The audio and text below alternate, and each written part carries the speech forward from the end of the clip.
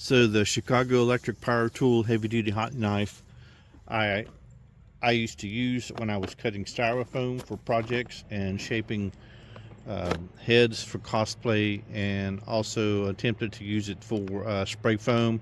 I think it was more effective for the other type of foam um, than necessarily the spray foam.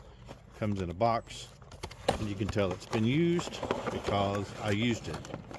Um, so you have a straight blade right there, and you can dial back your temperature with the knob there, 1 to 5. And you had a, this to put on the ground so you don't burn your carpet. And that was the electric heavy duty hot knife that was effective when I used to do more cosplay and foam rubber and spray foam.